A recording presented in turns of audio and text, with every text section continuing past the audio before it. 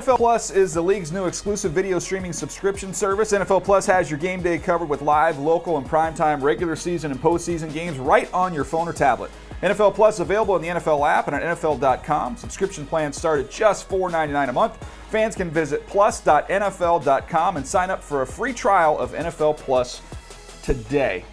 All right, it's time for the Grade 8. We're going to go, Elite 8. I always screw that up. The Elite 8. 8 things that that we can take away here from week number 6. Rhett always chuckles when I do that. Every week I can count on me screwing that up. You're not a host. What do you want to do? Rhett just give me the business. Oh, yeah. I feel it. I play one on fast. That's right. Let's go. So let's start us off here. I'll go first one here. Let's go to the Packers. I got a chance to watch this whole game live on TV. Then I went back and watched the tape.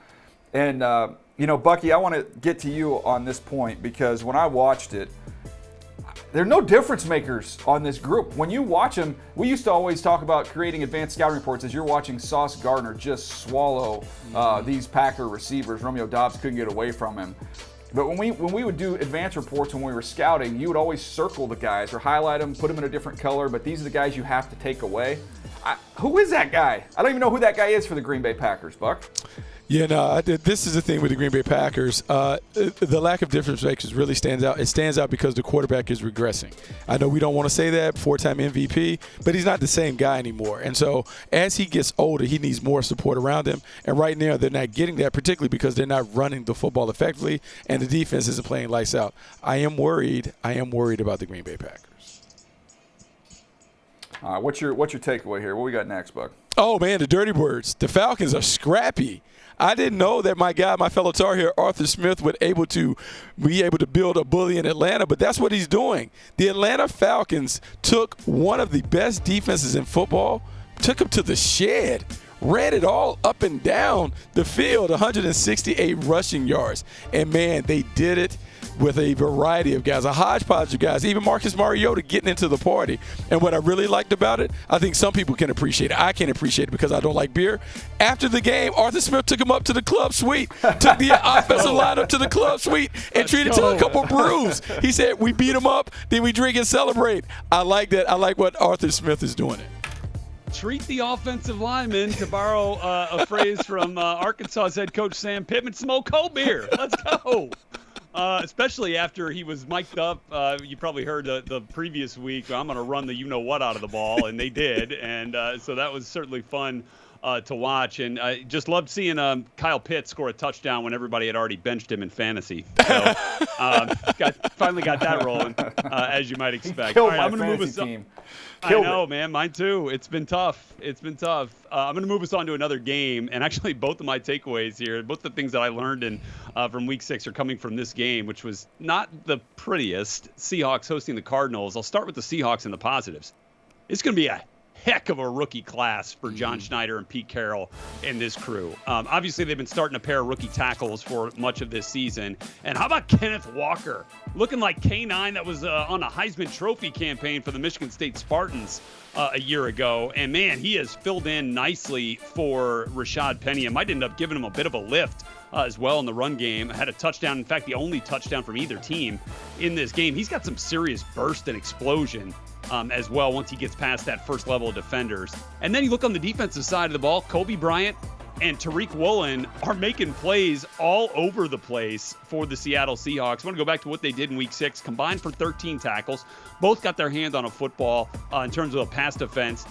Pick for Tariq Woolen was his 4th, and he now has won in 4 consecutive games. So just crazy. The 3rd rookie DB to do that since 2000, and the last to have 4 picks in his first 6 games was another Seattle Seahawk rookie back in that Legion of Boom days, Earl Thomas. Had 4 in his first 6 games as well. So Tariq Woolen is turning out to be a heck of a player, the converted wide receiver, kind of similar to what Richard Sherman was, coming out as a big corner, converted wide receiver out of Stanford. Kobe Bryant. Boye Mafe has a sack on the season, too. This is going to be perhaps a real building block, almost like when we look back at what the Saints did a few years ago with that Kamara class, Ryan Ramczyk, Marshawn Lattimore. This might be that type of class for the Seattle Seahawks. Yeah, and Tariq Woolen, guys, got a chance to be the Defensive Rookie of the Year with the numbers he's putting up. 6'4", Yes. 210. Talk about the comparisons to Richard Sherman, 5th-round pick too, after running as fast as he did. There was some tightness. We talked about that in the run-up to the draft, but the way they're using him, the way they're playing him has not been an issue at all. We know he is long. As a former receiver, he can find and play the ball, and he's Richard Sherman plus just in terms of the speed. This is like a difference between a high 4.2 versus Richard Sherman, who was a great player, but didn't have that type of juice. No. So Tariq Woolen, unbelievable start for him. I'm going to keep it going here. Let's go to Tua. I know Tua hasn't played, but maybe that's the best thing for him because we've always kind of wondered, is Tua any good? And then all of a sudden they put some speed around him, some playmakers around him, and Tua starts playing great. And then you hear, it's not really Tua. It's the guys that they have around him, and it's this unbelievable play caller that they have. Well, you've seen life without him now, and some of the things that Tua does that go underappreciated, I think a lot of quarterbacks do these things and go underappreciated, is get the ball out on time, protect the football, make good decisions, be efficient. And I feel like sometimes, Buck, we talked about the things that Tua wasn't. I don't know that we appreciated the things that he was. And I think him not being in the lineup and them seeing what life looks like without him, I think there's a healthy appreciation for the way Tua plays the game. Absolutely. I think everyone is seeing that just in following Twitter and looking at all the Dolphins fans and what they're talking about. Yeah, there's a greater appreciation for Tua Tagovailoa after seeing what it looks like without him. And we talked about with Tua, it's a little bit of the Alabama offense surrounded with big-time playmakers. Let him be a pass-first point guard. That is how he played it, and that's why we made the comparisons to Drew Brees when he was coming out. And so it's interesting. We'll see how it plays out. But let's go to the other part of that. The Vikings, sneaky contender because they are a well-balanced outfit. I don't even think they brought their A game against the Miami Dolphins, but they were able to somehow win it. Dalvin Cook didn't have over 100 yards. Kirk Cousins was right below 200, but that Justin Jefferson showed up and had a 100-yard game. Their defense continues to make plays, and you just look up and Kevin O'Connell has his team winning games. This team couldn't win these games the last couple years. They couldn't win the close games. They would fall apart somehow at the end. They are making the plays needed to just put the dub in the column. And if they keep stacking these wins with the Packers struggling and the rest of the division not quite up to par, the Minnesota Vikings are going to win the division. And they may have a nice seed getting ready for a deep playoff run.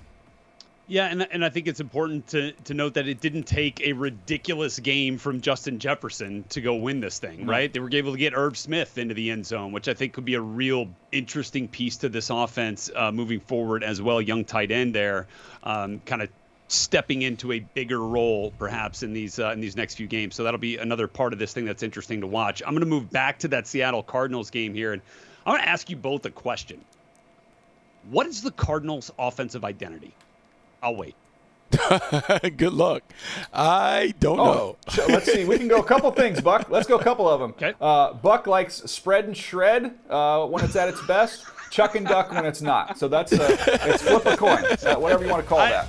I'm serious. Like, what can you say? Like, it just feels like it's all disjointed.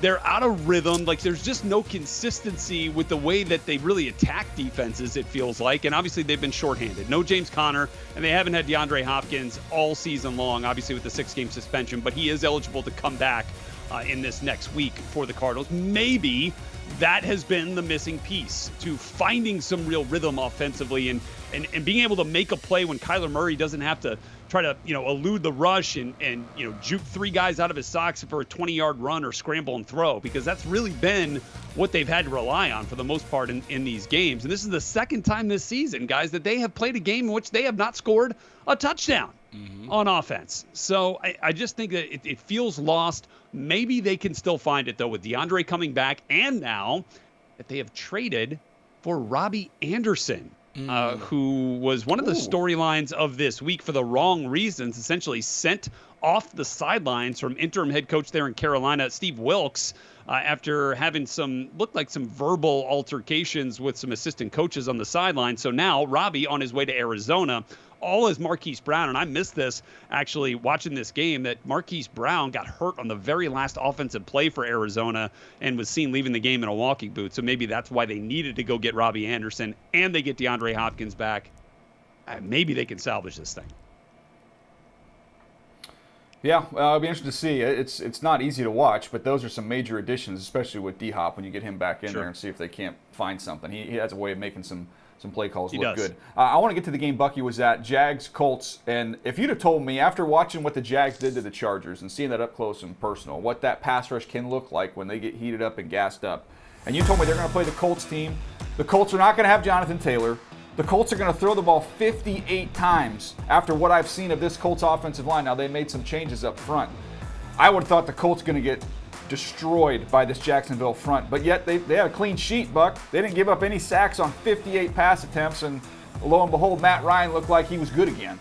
Yeah, no, it was interesting to watch up close and personal because they came out with a game plan that the Jaguars certainly weren't prepared for. Throwing early and often, operating up-tempo. I mean, Matty Ice turned back the clock a little bit, and even though his physical skills have started to diminish, man, his intelligence, his awareness was able to really give the Jaguars problem. And this hodgepodge of collection of talent that they have at the offensive line, I don't know how good they are, but when you have a quarterback who understands how to get the ball out of his hands, he certainly protected them.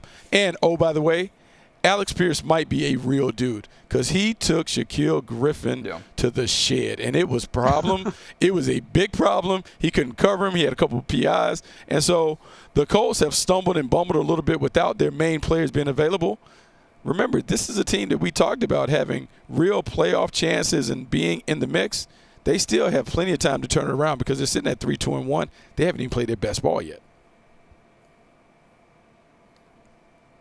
It's true. It's true. And again, playing some young players on that offensive line, seeing some good things there. What's number 8 on the takeaway list, Buck? Hey, man, you know, we talk about it being a week-to-week league.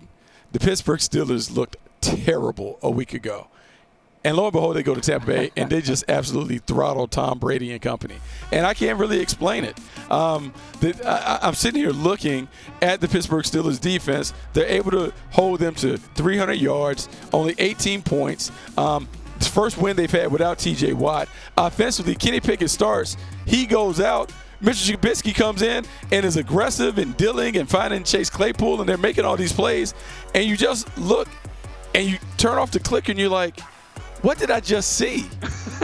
Who is this team that a week ago couldn't get a first down, couldn't move, looked terrible, and this team plays and shows up?